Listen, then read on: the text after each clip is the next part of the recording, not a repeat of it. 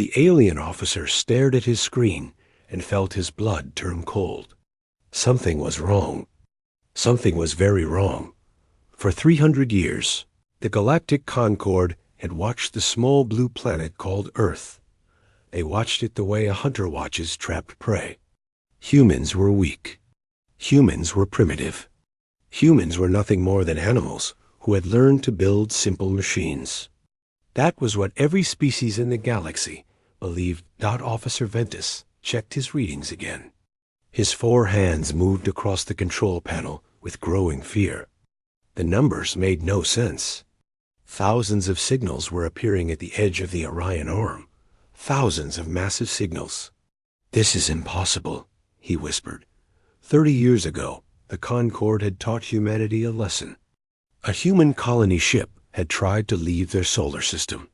40,000 men, women, and children had been aboard. They were looking for a new home among the stars. They had dreams. They had hopes. They had families. The Concorde destroyed them all in 15 minutes. The message was clear. Humans would stay on their little planet. Humans would not expand. Humans would accept their place at the bottom of the galaxy. And for 30 years, humanity went silent. No more ships. No more signals. Nothing. The Concorde thought they had won. They were wrong. Admiral Tayuna stood on the bridge of her flagship and watched the stars through the massive window. She was 57 years old. Her hair was gray and cut short. Her eyes were dark and carried a weight that never left them. She had been 27 when the colony ship was destroyed. Her younger sister had been on that ship. For 30 years. Tayuna had worked for this moment. For 30 years, humanity had hidden in the shadows of their own solar system, building, planning, and waiting. They had captured alien technology from crashed scout ships. They had studied it. They had improved it. They had made it their own. Now 8,000 warships hung in the darkness of space. 8,000 vessels of war, each one larger and more powerful than anything the galaxy had ever seen. This was the United Earth Fleet. This was humanity's answer. Captain Wu Deo walked up beside the admiral.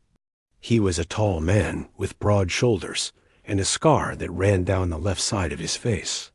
He had earned that scar, fighting pirates near Jupiter 15 years ago.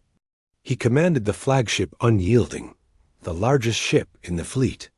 "Admiral," he said quietly, "all ships report ready. We are in position." Tayuna nodded slowly. She did not smile. She had forgotten how to smile a long time ago. "How long until they detect us?" she asked. Lieutenant Nari answered from her station. She was young, only 29, but she was the smartest tactical officer in the fleet.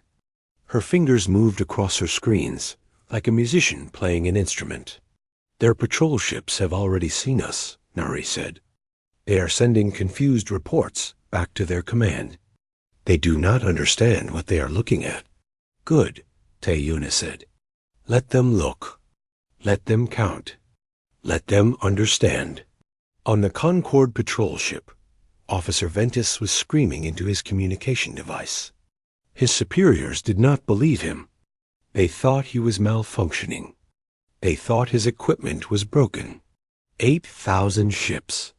He shouted, "I am telling you the truth. They came out of fold space. They are human. The humans have a fleet." The response came back cold and dismissive. "Humans have 12 ships. Old ships. Broken ships. You are seeing sensor ghosts. Run a diagnostic and stop wasting our time." Ventus looked at his screen again. The human fleet was moving now. Moving toward Concorde space. Moving with a purpose that made his stomach twist with fear. Back on the Unyielding, Counselor Hyun Jisoo entered the bridge. She was an older woman with silver hair and tired eyes. For 20 years, she had tried to make peace with the Concorde. She had begged. She had negotiated. She had offered everything humanity could offer. The Concorde had laughed at her. They had called humans insects. They had told her that Earth existed only because the Concorde allowed it to exist. Now she stood beside Admiral Tae Yuna and felt something she had not felt in a very long time. Hope. Is it time? Jisoo asked. Tae Yuna turned to look at her old friend. They had known each other for decades. They had cried together when the colony ship was destroyed. They had made a promise together in the darkness of that terrible night. It is time, the Admiral said. Open a channel. All frequencies. I want every species in this galaxy to hear what I am about to say. Lieutenant Nari pressed the controls. Channel open, Admiral. You are broadcasting to the entire galaxy. Tae Yuna straightened her uniform. She looked directly into the camera. Her voice was calm and steady, but beneath that calm was an anger that had burned for 30 years. This message is for the Galactic Concorde and all species who serve it. I am Admiral Tae Yuna of the United Earth Fleet. 30 years ago, you murdered 40,000 of our people. You killed our families. You killed our children. You killed our dreams. And then you told us to be silent. You told us to accept our place. You told us we were nothing. She paused.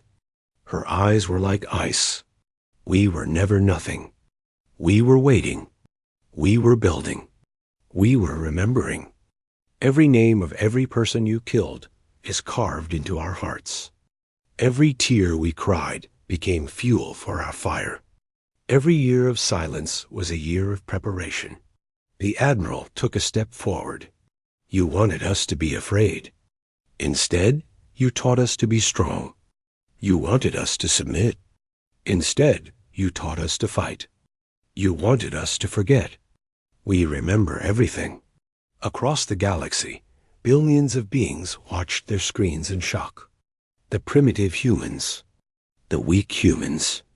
The humans who were supposed to be nothing. Tae Yuna spoke her final words. Earth remembers. Earth has arrived. And Earth has declared war on the Galactic Concorde. We are coming for you. We are coming for justice. And we will not stop until we have it. She cut the transmission. The bridge was silent. Every officer stood frozen. They all knew that the galaxy would never be the same again. Captain Wu Deo looked at the Admiral. Your orders? Tae Yuna turned back to the window. 8,000 ships waited for her command. Millions of soldiers were ready to fight and die for their home. Take us forward, she said. Let them see what humanity has become. The fleet moved as one, a wave of steel and fire, racing toward a galaxy that had made a terrible mistake. They had underestimated the small blue planet. They had poked the sleeping beast. Now the beast was awake, and it was hungry for justice. The capital world of Velith was burning with panic, not with fire, but with fear. Messages flooded every communication channel. Reports crashed into each other like waves in a storm. Nobody wanted to believe what they were hearing, but the truth was spreading too fast to stop. The humans had a fleet, a massive fleet, and they had declared war. High Chancellor Morik sat on his throne in the Hall of 12 Thrones and listened to his advisors scream at each other. He was old, older than anyone could remember.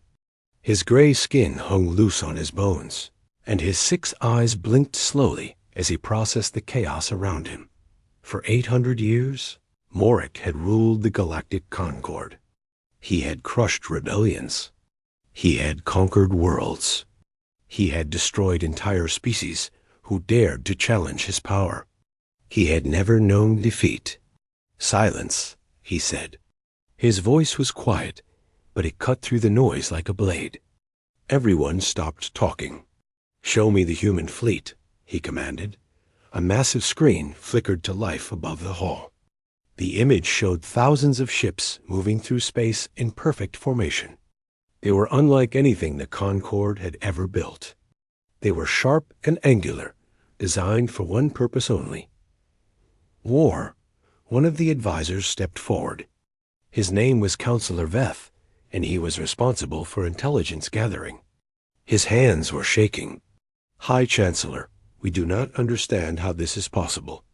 Our reports showed that Earth had only 12 functional spacecraft. Old models, barely capable of reaching their own moon. This fleet should not exist." Morek's eyes narrowed. "Then your reports were wrong. Find out how they built this. Find out what we missed." Another advisor spoke up. "Chancellor, perhaps we should open negotiations. Offer them territory. Offer them nothing," Morek snapped. "They are humans. They are insects. We will crush them as we have crushed everyone else. Send the 3rd Battle Group to intercept them. Destroy every ship. Leave nothing alive." The orders went out, but Morek did not know that someone was listening. Someone very close dot in a small cell deep beneath the Hall of 12 Thrones. A woman named Bora sat in the darkness. She had been a diplomat once. She had come to Velith 15 years ago to try to negotiate peace. The Concord had thrown her in prison instead. They had forgotten about her. Everyone had forgotten about her dot, but Bora had not forgotten about Earth. And now, through the thin walls of her cell, she could hear the guards talking in panicked voices.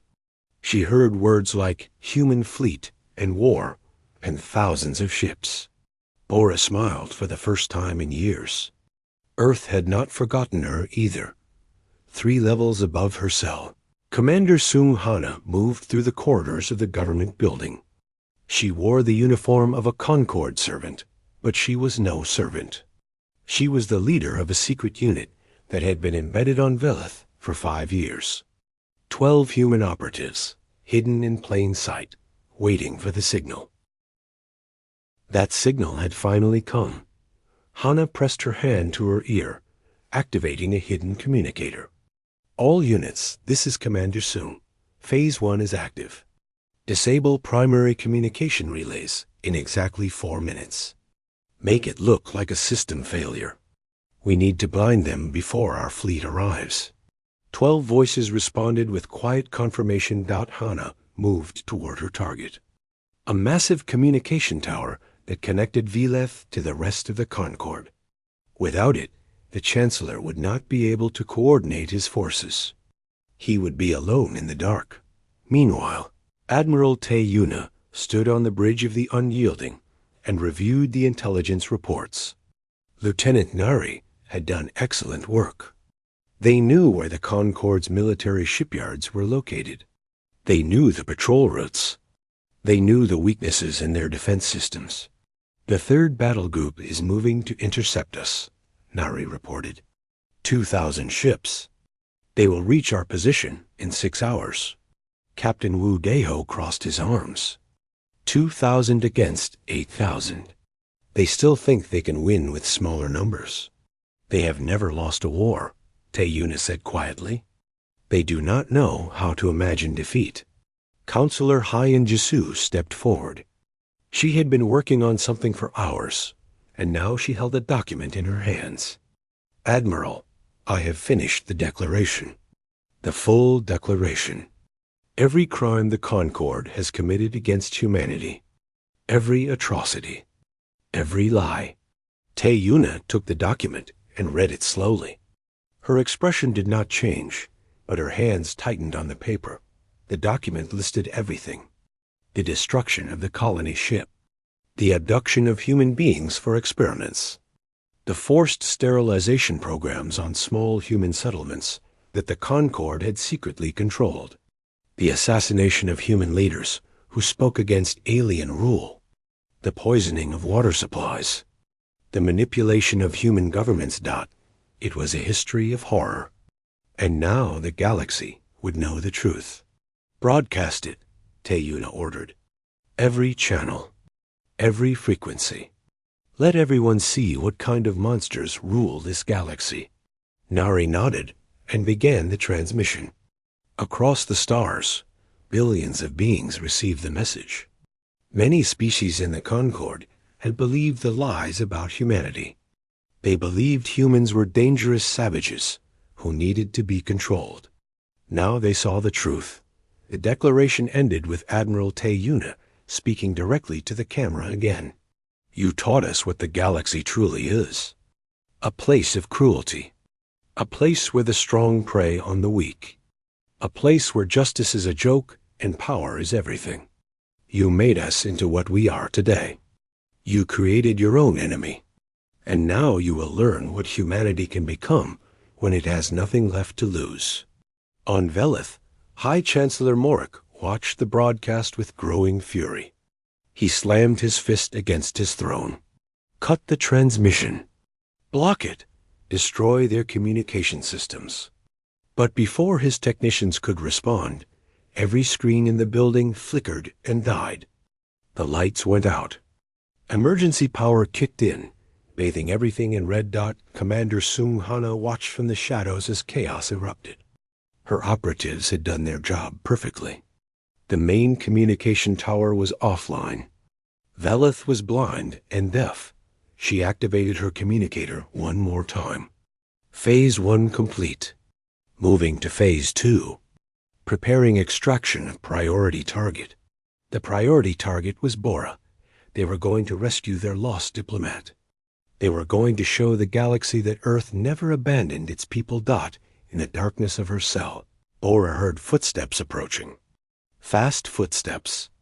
Human footsteps. The door exploded inward. A figure in black armor stood in the doorway.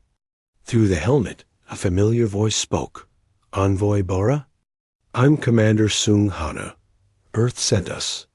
It's time to go home. Bora stood on shaking legs. Tears ran down her face. I knew you would come. I never stopped believing. Hannah grabbed her arm and pulled her into the corridor. Believe later. Run now. Behind them, alarms began to wail. The Concord was waking up to the fact that they had enemies inside their own walls. But it was too late. The humans were already moving. The war had truly begun. And the Concord was learning a terrible lesson. Never forget a human. Never ignore a human. Never underestimate a human. Because humans always remember. And humans always come back. The Korath system was the heart of the Concord's military power. Massive shipyards floated in orbit around 3 dead moons. Factories worked day and night, building warships that would enforce the Concord's will across the galaxy. For 500 years, no enemy had ever come close to Korath. It was untouchable. It was sacred. It was about to burn. Admiral Teyuna had studied Korath for years. She knew every defense platform, every patrol route, every blind spot in their sensor networks. The Concord had grown lazy. They believed their own stories about being unbeatable. They had forgotten what it meant to face a real enemy. Fleet status? Teyuna asked, her voice calm and steady. Lieutenant Nari checked her screens. All ships in position. The enemy defense fleet has assembled. 2,147 vessels. They are forming a standard wall formation. Predictable. Captain Wu Geho smiled grimly. They are following their old playbook. They have never had to change it. Today they learn why change is necessary, Teyuna said. Begin attack pattern Omega 7. Let the hunters loose. Across the fleet, orders were received. Ships began to move in ways the Concord had never seen before. Instead of forming neat lines and advancing slowly, the human fleet split into dozens of smaller groups. They moved like wolves circling prey, fast and unpredictable. Pilot Officer June gripped the controls of his fighter and grinned. He was young, only 25, and he had dreamed of this moment his entire life. His grandfather had been on the colony ship that the Concord destroyed. Every night of his childhood, his father had told him stories about the people who died. Every night, June had promised himself that he would make them pay. Wolf Squadron, June said into his communicator. Stay tight and follow my lead. We punch through their fighter screen and target their command ships. No mercy, no hesitation. 12 voices answered him. No mercy, no hesitation. The fighters launched from the carrier ships like angry hornets. Thousands of small craft raced toward the enemy, weaving through space with impossible speed. The Concorde commander, Admiral Verith, watched the approaching human fleet with confusion. This was not how battles were supposed to work. Enemies were supposed to approach in organized lines. Enemies were supposed to follow the rules of warfare that had existed for millennia. What are they doing? Verith demanded. This is chaos. This is madness. His tactical officer shook his head. I do not know, Admiral. Their movements make no sense. I cannot predict their attack vectors. Then fire at everything. Destroy them all. The Concorde fleet opened fire. Thousands of energy beams lanced through space, creating a deadly web of destruction. But the human ships danced through the fire like ghosts. They seemed to know exactly where the attacks would land before they happened. On the Unyielding, Lieutenant Nari watched her predictive algorithms work in real time. Every enemy ship's firing patterns were being analyzed. Every shot was being predicted. The information flowed to every human vessel, telling them exactly when and where to move. Their accuracy is dropping, Nari reported. They cannot hit what they cannot predict. Initiating Phase 2. The human fleet suddenly stopped scattering and reformed into 3 massive spearheads. They punched toward the Concorde formation at 3 different points. Hitting the wall of ships where the defenses were weakest, Captain Wu De-ho stood at the center of the bridge as the Unyielding led the central spearhead. All forward batteries, fire at will. Railguns first, then missiles. The railguns were humanity's secret weapon. The Concorde used energy weapons because they were elegant and sophisticated. Humans had taken a different approach. They had built guns that fired solid metal projectiles at a significant fraction of the speed of light. Simple, brutal, devastating. The first railgun volley hit the Concorde line like a hammer. Ships that had withstood energy weapons for centuries were torn apart by kinetic impacts. Shields that were designed to deflect lasers and plasma shattered under the force of pure physical destruction. Admiral Verith watched in horror as his fleet began to crumble. Impossible. This is impossible. They are primitives. They build with metal and fire. How can they? He never finished his sentence. A railgun round punched through his flagship's bridge, and Verith ceased to exist. The battle lasted 4 hours. 4 hours of fire and death and destruction. The human fleet moved with perfect coordination, each ship supporting the others, each attack building on the last. They fought like they had been born for war. They fought like they had nothing to lose. Pilot Officer June flew through the chaos, his fighter twisting and spinning as he chased down enemy vessels. His squadron had already destroyed 30 ships. His own kill count was at 8. Command ship ahead, his wingman called out. Heavy escort. Should we pull back? June laughed. Pull back? Today? Never. Follow me in. We end this. His squadron dove toward the massive command vessel, weaving through defensive fire. June lined up his shot and fired a torpedo directly into the ship's engine core. The explosion lit up space like a second sun. When the fire finally died down, the Korith system was silent. The shipyards were twisted metal and floating debris. 1,800 Concorde ships had been destroyed. Only 200 had managed to escape into fold space. Human losses. 43 ships. Captain Wu De-ho walked through the corridors of the Unyielding, checking on his crew. They were exhausted, but alive. Many were crying. Not from sadness, but from relief. They had proven that humanity could fight. They had proven that the Concorde could bleed. He found Lieutenant Nari still at her station, running numbers. How many did we lose? 12,472, Nari said quietly. 12,000 soldiers who will not go home. Daiho closed his eyes. Every death was a weight on his soul. But he knew this was only the beginning. More would die before this war was over. They will be remembered, he said. Every single one. In the debris field, rescue ships searched for survivors. They found a Concorde admiral floating in an escape pod. He was brought before Captain Wu Daiho in the brig of the Unyielding. The alien looked at the human with disbelief in his eyes. "How?" he whispered. "How did you learn to fight like this? We watched you for centuries. You were never warriors. You were farmers and builders and dreamers." Daiho crouched down to look the alien in the eyes. His voice was cold. "You killed our children. 40,000 innocent people on a colony ship. Families, babies, dreams. Did you think we would forget? Did you think we would forgive?" The alien had no answer. Daiho stood up and walked away.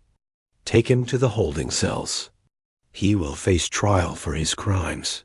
News of the Battle of Korath spread across the galaxy like wildfire. The unbeatable Concorde had been beaten. Their greatest shipyards had been destroyed. Their legend of invincibility had been shattered. On dozens of worlds, oppressed species watched the reports with growing hope. If the humans could fight, maybe others could fight too. Maybe the time had finally come to break free. The war had only just begun. And humanity was just getting started. 8 months had passed since the Battle of Korath. 8 months of fire and blood and endless fighting. The war had spread across the galaxy like a disease. Touching every corner of Concorde space. Admiral Teyuna stood alone in her quarters, staring at a holographic map of the galaxy. Red dots marked human victories. There were many of them now. Too many. She should have felt proud. Instead, she felt tired. Tired in her bones. Tired in her soul. Every victory meant death. Not just for the enemy, but for her own people. The fleet had lost 2,000 ships. Hundreds of thousands of human soldiers had died. And for what? Justice? Revenge? She was no longer sure where one ended and the other began. A knock at her door pulled her from her thoughts. "Enter." Counselor Hyen Jisu walked in. She looked older than she had 8 months ago. They all did. "You should sleep," Jisu said softly. "I will sleep when this is over." "You might die before then." Teyuna almost smiled. Almost.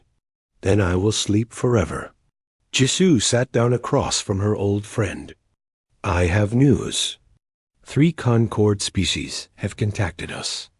The Velori, the Kethany, and the Morath. They want to defect." Teyuna looked up sharply. Defect? They were conquered by the Concorde centuries ago.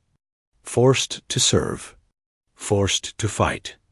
They have watched our broadcasts. They have seen what we stand for. They want to join us. For the first time in months, Teyuna felt something other than exhaustion. Hope, small and fragile, but real. What are their conditions? Freedom, equality, a place in whatever new order we build. They are tired of being slaves to Chancellor Morik. Teyuna nodded slowly. Accept their offer. But make it clear, we are not replacing one empire with another. We are building something new. Something fair. Jisu smiled. I will make sure they understand. While Teyuna dealt with politics, Envoy Bora was fighting a different kind of battle. After her rescue from Velith, she had become the voice of the resistance. Every day, she broadcast messages across the galaxy, telling the truth about the Concorde's crimes. They told you humans were monsters, she said into the camera, her voice strong and clear. They told you we were savages who needed to be controlled. But who are the real monsters? Who destroyed a ship full of children? Who experimented on prisoners? Who poisoned entire worlds to maintain control? Her broadcasts were being watched by billions. On dozens of planets, resistance movements were growing. The Concorde's grip was weakening. Commander Sung Hana watched Bora's latest broadcast from the bridge of her assault ship.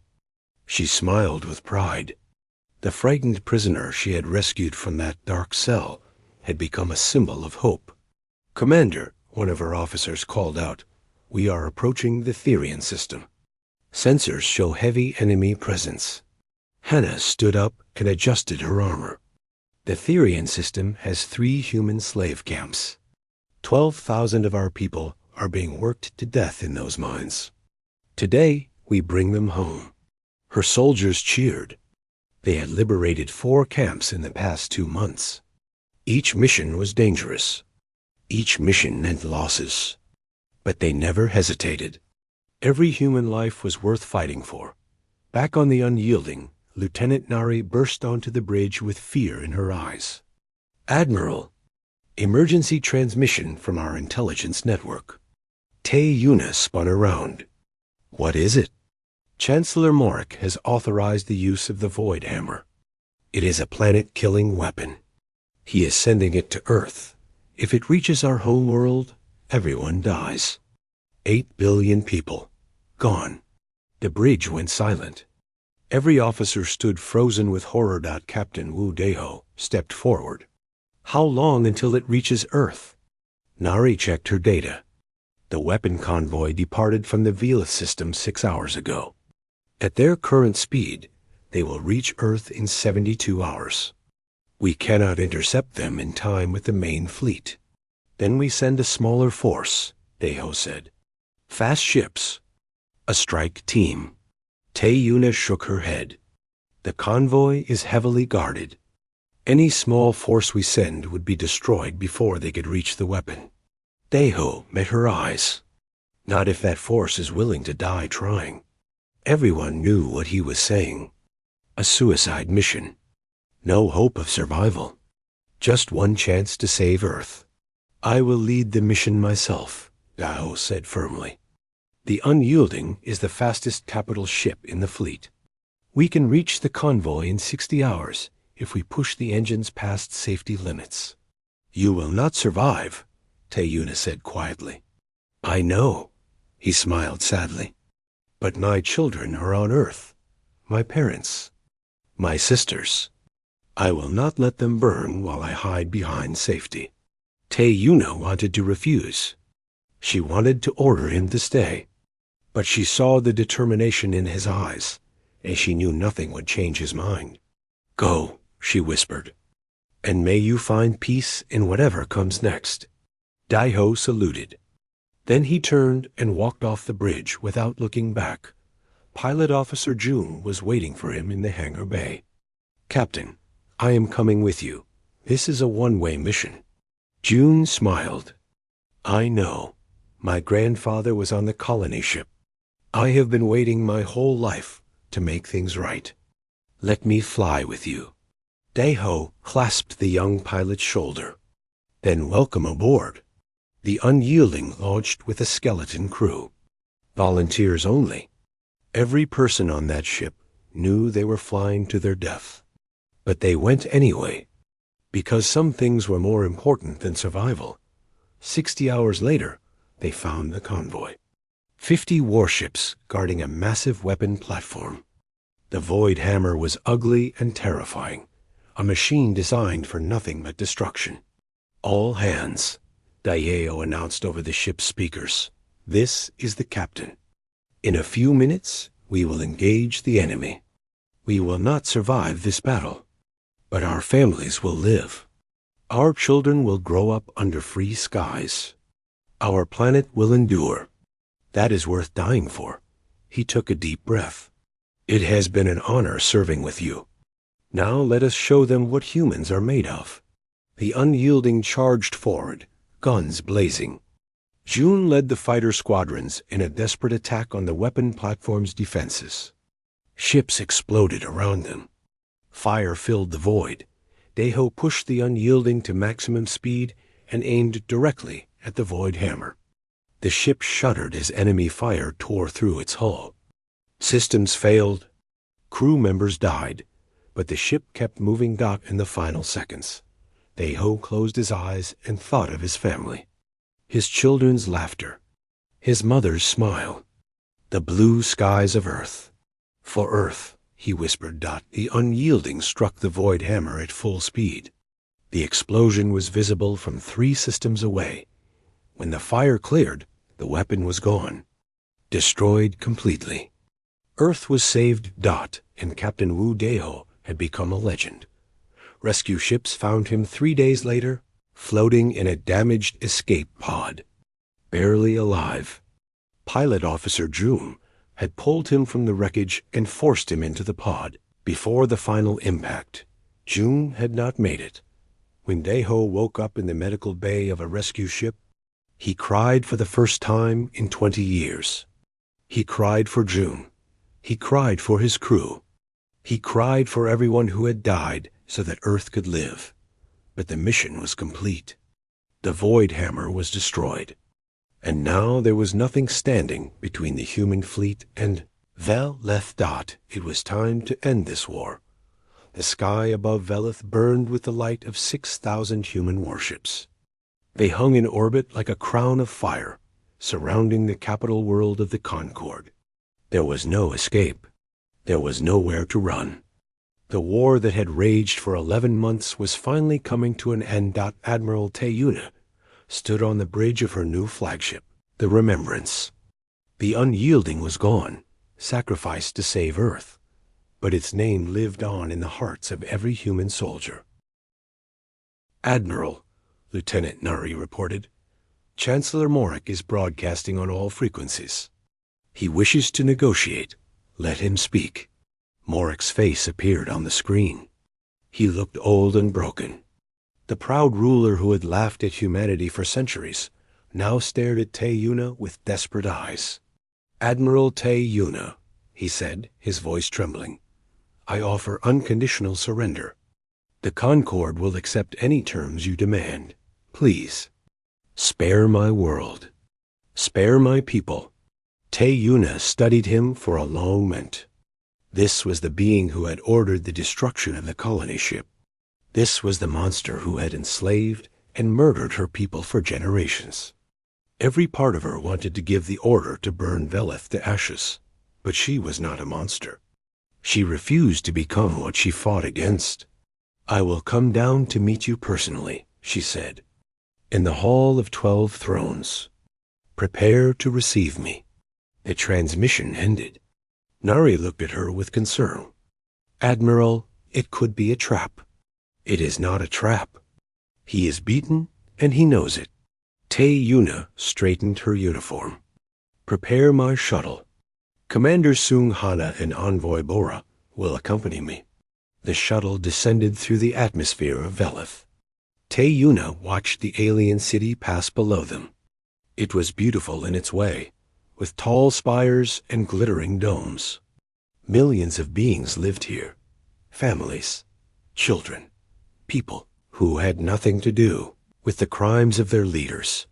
She would not punish them for the sins of their rulers. Commander, Sung Hana sat across from her, checking her weapons. The soldier had not stopped fighting for 11 months. She had liberated dozens of prison camps and freed over 100,000 human slaves. Her name was spoken with fear by the Concord and with love by the people she had saved. Envoy Bora sat quietly, her hands folded in her lap. The diplomat who had been forgotten in a dark cell had become one of the most important figures in the galaxy. Her broadcasts had turned the tide of public opinion. She had convinced 3 species to defect. She had given hope to billions. Are you ready? Taeyuna asked them. Both. Hana nodded firmly. Ready? Bora smiled softly. I have been ready for 15 years. The shuttle landed outside the Hall of 12 Thrones. Human soldiers in full combat armor formed a protective line as Taeyuna walked up the ancient steps. The doors opened before her. Inside, Chancellor Morik waited on his throne. The other 11 seats were empty. His allies had fled or been killed. He was alone. Teyuna walked toward him slowly, her footsteps echoing in the massive chamber. Hana and Bora flanked her like shadows. Morik rose from his throne and descended the steps to meet her. They stood face to face, the ruler of an empire and the woman who had destroyed it. "I expected you to burn my world," Morik said quietly. "I expected you to do what we would have done. What we did to your colony ship." Teyuna's expression did not change. "You expected wrong. Why? After everything we did to your people? After the colony ship? The experiments? The slavery? Why show mercy?" Teyuna took a step closer. Her voice was hard as steel. "Because we are not you. We did not fight this war to become monsters.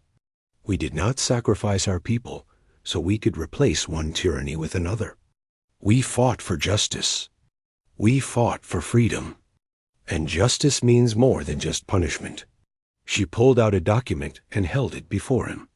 "These are our terms. The Galactic Concord is dissolved. Each species governs itself.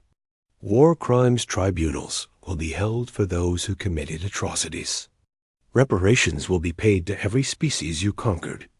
And humanity will take its rightful place among the stars, not as conquerors, but as equals."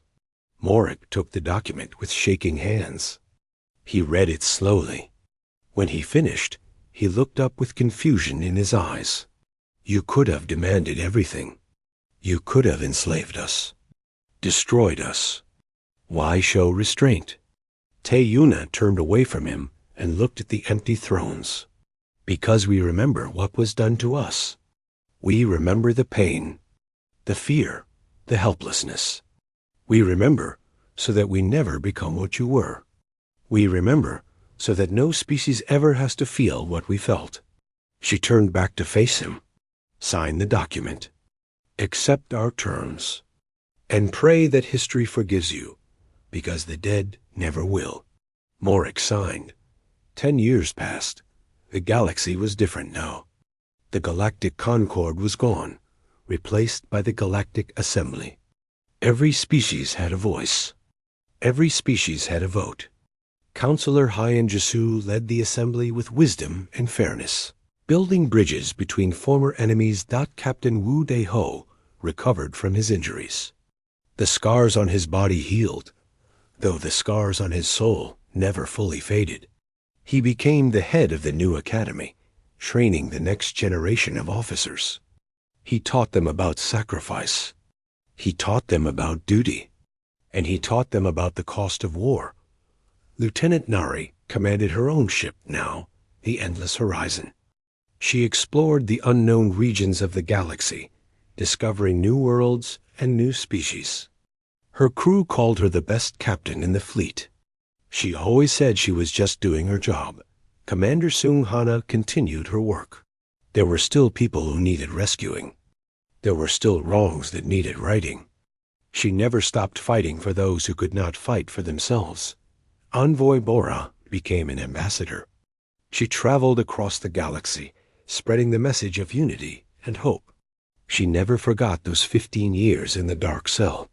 She used that memory to remind herself why peace was worth fighting for. And Admiral Teyuna retired. She returned to Earth and built a small house near the ocean. She grew flowers in her garden. She watched the sunrise every morning. Sometimes old soldiers visited her to pay their respects. She welcomed them with tea and stories, but she kept her uniform pressed and hanging in her closet, just in case. On the site where the colony ship had been destroyed, a monument was built. 40,000 names were carved into black stone. Flowers from dozens of worlds were left by visitors who came to pay their respects. One day, a young alien child stood before the monument with their parent. The child pointed at the names and asked what they meant. The parent looked at the monument for a long moment. Then they knelt beside their child and spoke softly. It means never again. The child nodded, not fully understanding. But someday they would. Someday everyone would. And somewhere across the vast emptiness of space, the stars shone bright on a galaxy that had finally learned to live in peace. Humanity had arrived, and they had changed everything.